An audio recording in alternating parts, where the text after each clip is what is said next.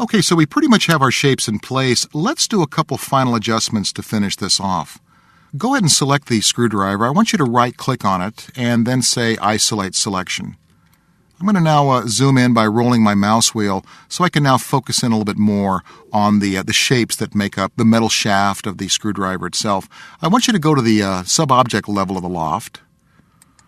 And I'm going to ask you to select the last circle along the loft. Now we're now controlling the position of that circle. Watch what happens if I actually grab the blue stick on the gizmo and move it up. So even after things have been in place, if you want to make a couple final tweaks after that point, you can see how easy it is to do so. Go ahead and put that kind of back where it was before. Now in this case, I want to zoom into the blade itself. Now, the blade is going to be a little bit more tapered and flattened toward the end. So I'll select the rectangle that consists of that part of the screwdriver, and we'll now scale that down. We'll try it a little bit in X, and we don't want to go too far on this. That looks good there. And let's now also try a little bit in Y to kind of flatten that out. Let's zoom out away from that, and look what that's done. Now, I want to show you one more thing about this that really pertains to why, when you do a loft, you're instancing back to the original shapes. Let's get out of the loft as far as the sub-object.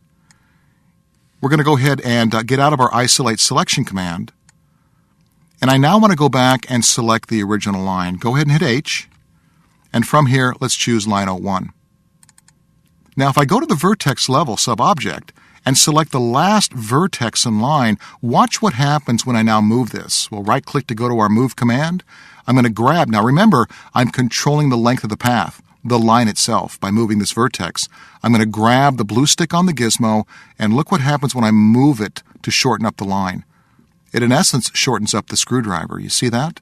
So if I want it to be longer or shorter, I can certainly do so. I'm going to go ahead and say, though, I kind of like it the way it is, so I'll right-click to cancel that out.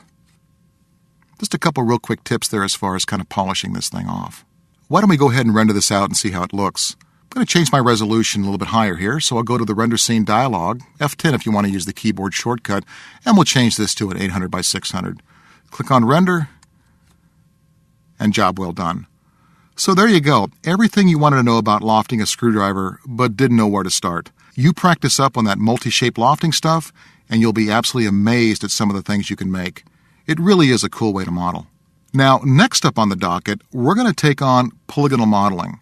If you ever wanted to know how to take a basic primitive and magically turn it into something much more complex, like a video game character for an example, this is one chapter you certainly don't want to miss. Let's check it out.